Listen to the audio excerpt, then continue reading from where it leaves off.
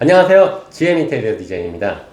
내가 이사하는 곳이 40평대이고 30년 이상 된 아파트라면 올 수리할 때 비용이 얼마가 나올지 궁금하신 분들은 이 영상을 꼭 집중해서 보세요.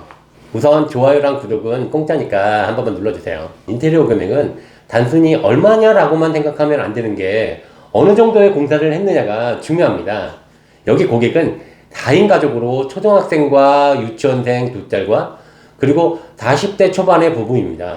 강남까지 장시간 출퇴근하고 일에 열정이 넘치는 남편은 주말 외에는 거의 늦은 시간에 퇴근하는 일이 많아서 집에 머무는 시간이 상대적으로 적고, 아내는 가정적으로 종교활동도 많고 아이들의 케어를 전적으로 혼자 책임지고 있어서 아내의 생활 패턴에 맞춰 만들어야 했어요. 방이 4개가 되지만 남편의 재택근무도 가끔 있고 아직 어린 2딸과 안방에서 지내는 아내를 배려해서 늦은 시간에 귀가하면 다른 공간에서 주무시는 일이 많아 아빠를 위한 공간이 필요했어요. 초등학생 고학년인 큰딸은 공부할 수 있는 독립적인 공간이 필요했지만 둘째 딸은 아직 유치원생이라 엄마랑 안방에서 지내고 있어서 당장은 잡다한 장난감을 위한 놀이 공간으로 만들고, 그리고 부부 침실인 안방을 만들면 별도의 방은 없지만 옷이 많은 2딸과 엄마의 드레스룸 공간이 있었으면 하셨어요. 외식을 싫어하는 아내를 위해서 실용적이면서 멋진 주방, 남편의 옷과 서재와 편히 쉴 수 있는 방도 필요했고, 큰딸은 취미로 배우고 있는 댄스를 위해 전신 거울이 있기를 원했죠. 귀여운 둘째 딸은 그저 무조건 예쁜 방을 원했어요. 공사 전의 사진입니다. 매매를 위해서 전 주인이 도배와 페인트 칠을 깔끔하게는 해서 되어 있었지만 15년 전에 마루와 욕실 일부 공사가 되어 있던 집이라 워낙 노후도가 진행된 상태이고 확장된 부분도 전혀 없는 아파트입니다. 마루의 경우 변색보다 워낙 오래된 상태여서 생활기스나 찍힘도 많이 있어서 교체도 필요했고요. 샤시는 알루미늄 샤시로 단열이 취약할 뿐만 아니라 뒤틀림 현상으로 인해서 겨울에는 찬바람도 들어오고 여름에는 샤시의 틈새로 빗물이 들어오는 등의 문제가 많아서 교체가 시급한 상태였어요. 그 외에 문짝 문틀이나 싱크대는 30년 전 제품 그대로여서 전체적인 공사가 필요한 상태였습니다. 시공 현장의 렌더링 사진을 보여드릴게요. 거실은 베란다가 넓은 편이고 거실 베란다를 잘 활용하지 못하시기도 하고, 작은 아파트는 아니지만 어린 자녀가 있는 집이라서 가족들이 거실에서 보내는 시간이 많을 뿐만 아니라 교우들의 방문 시에도 거실에서 모임을 하는 경우가 많아서 거실을 확장하기로 했어요. 평형대 대비 주방은 좁기도 했고 주방 위치가 워낙 안쪽에 자리하고 있어서 주방에서 조리할 때는 가족들과의 소통도 안 되는 답답한 구조의 주방이었어요. 세대의 냉장고를 주방에 놓고 싶어 하셨고 큰 아일랜드 식탁을 원하셨으면서 아직 어린 아이들이라 케어를 하면서 음식을 준비도 하고 매 끼 일을 직접 만들어서 챙기다 보니 주방에서 머무르는 시간이 많아서 대면형 주방이 꼭 필요해서 주방의 세탁실을 확장하면서 넓어지도록 하고 중앙에는 큰 아일랜드 식탁을 만들기로 했습니다.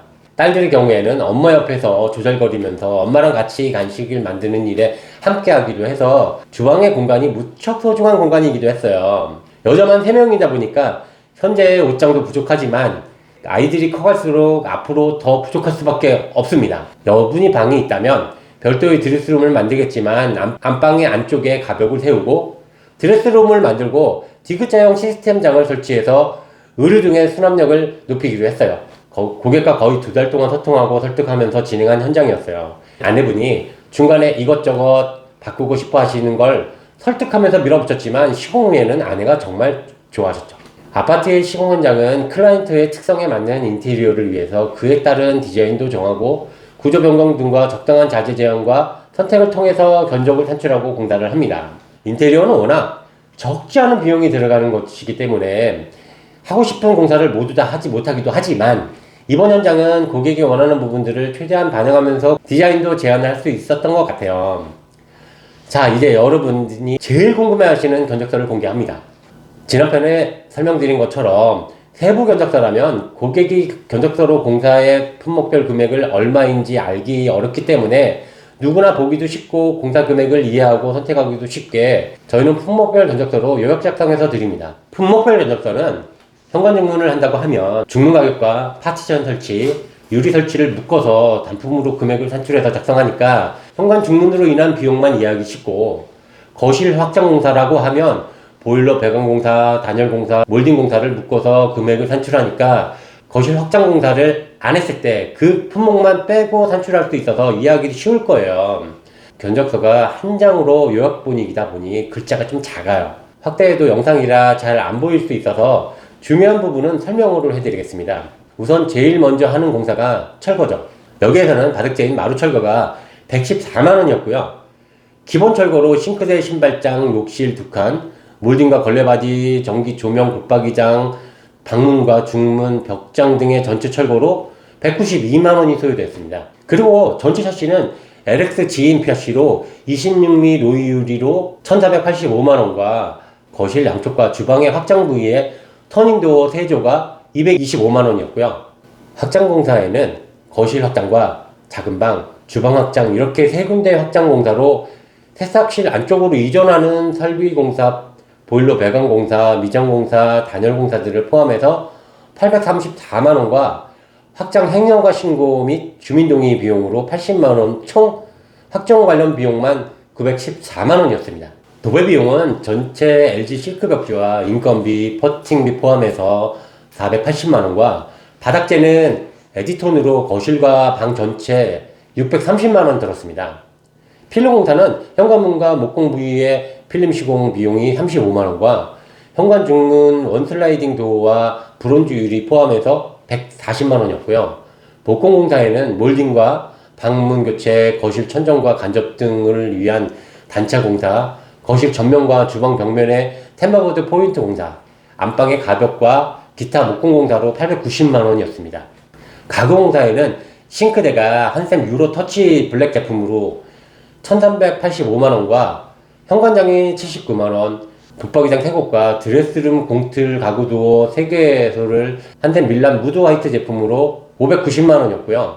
그 외의 가구인 안방 드레스룸의 시스템장과 베란다 창고장 140만원이었습니다.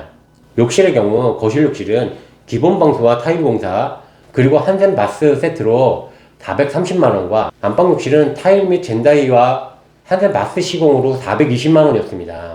욕실 외에 별도 타일 공사로 주방 타일, 현관 바닥 타일, 베란다 타일 덧번 공사로 해서 208만원이었고요.